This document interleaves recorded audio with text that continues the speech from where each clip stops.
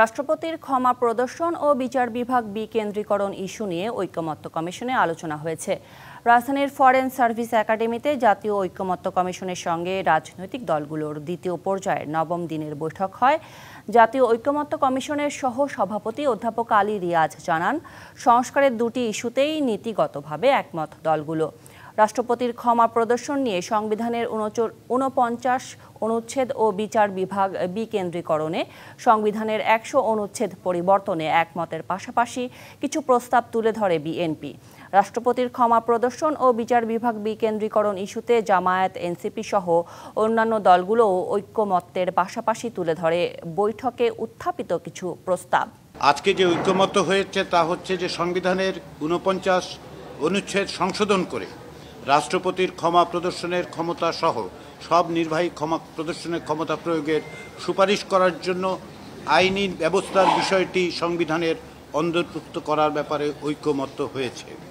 তা আমরা নীতিগতভাবে একমত হয়েছি যে রাষ্ট্রপতির এই ক্ষমা প্রদর্শনের বিষয়টি আইন দ্বারা নিয়ন্ত্রিত হবে। কনস্টিটিউশনের আর্টিকেল 100-এর যে বিধানটা বর্তমানে আছে তার সাথে রাষ্ট্রপতির এই ক্ষমতা সংসদে প্রণীত আইনের দ্বারা পরিচালিত হইবে, এই লাইনটা সংযোজন করার বিষয়ে একমত হয়েছে। এখানে আমরা একটা রেস্ট্রিকশন আনার চেষ্টা করেছি টু এনশিওর দি জাস্টিসকে নিশ্চিত করার জন্য, এবং ক্ষমার ফাঁকে যেন কোনো দুর্বৃত্ত বা কোনো দাগি খুনি আসামি এখান থেকে ছাড়া পেয়ে না যায়। তো আমাদের কমিশন চিফ তো আজকে বলেছেন যে সেজন্য একটা বডি করা হয়েছে এবং সেই বডির সুপারিশ ক্রমে রাষ্ট্রপতি ক্ষমা করতে পারবেন।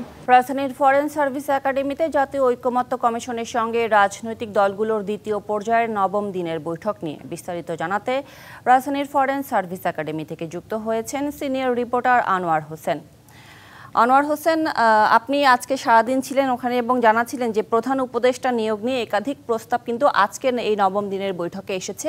এ নিয়ে আসলে বিশেষজ্ঞ বা বিশ্লেষকরা কে কি বলছেন? সুরভি, আসলে বিষয়টা হচ্ছে যে জাতীয় ঐকমত্য কমিশনের সঙ্গে রাজনৈতিক দলগুলোর যে বৈঠক, এখানে মূল দুটি এজেন্ডা, সেটি আমরা খবরেই দেখাচ্ছিলাম।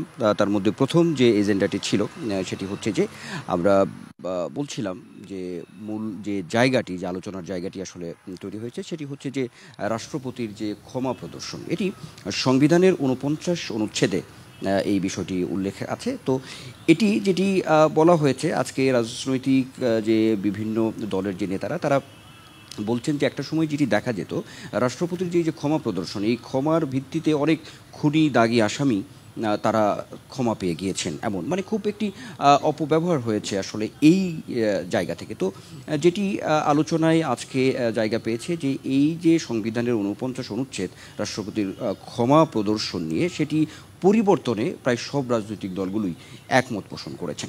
তো এখানে বিভিন্ন বিষয় আছে। এখন এই ক্ষমা প্রদর্শনের যে বিধানটি রয়েছে সেটি পরিবর্তনে যেটি করতে হবে সেটি হচ্ছে যে আইনের ভিত্তিতেই আসলে মূলত এই নিয়ন্ত্রণ করা রাষ্ট্রপতির এই ক্ষমার বিষয়টি। তো সেটি কিভাবে হবে, এই বিষয়গুলো মোটামুটি আলোচনা হয়েছে, কিন্তু এই বিষয়গুলো নিয়ে আরও বিস্তারিত আলোচনার জায়গা রয়েছে বলেও তারা মনে করেন। আর সেই জায়গা থেকে কিছু কিছু প্রস্তাবও দিয়েছেন বিভিন্ন রাজনৈতিক দলের নেতারা, সেটি নিশ্চয়ই আপনি জানেন বা আমরা কিছুক্ষণ আগেই সেটি সংবাদে প্রচার করছিলাম। এটি একটি দিক আছে। আরেকটি দিনের অন্যতম যে প্রধান এজেন্ডা ছিল, অর্থাৎ শুরুতে দিনের এজেন্ডা 3টি থাকলেও যেটি হয়েছে যে পরবর্তীতে দেখা গেল যে দুটি এজেন্ডাই আসলে আলোচনায় জায়গা পেয়েছে। আরেকটি হচ্ছে যে বিচার বিভাগের যে বিকেন্দ্রীকরণ, সেই বিষয়টিও আলোচনায় এসেছে। তো সেই জায়গা থেকে এই বিষয়টিতেও রাজনৈতিক দলগুলো একমত পোষণ করেছেন। এখন যে আনোয়ার হোসেন, যে এই নবম দিনের আসলে বৈঠক থেকে কি ধারণা করা হচ্ছে যে আগামীতে কি শতভাগ ঐকমত্যে পৌঁছাতে পারবে কিনা রাজনৈতিক দলগুলো ঐকমত্য কমিশনের সঙ্গে?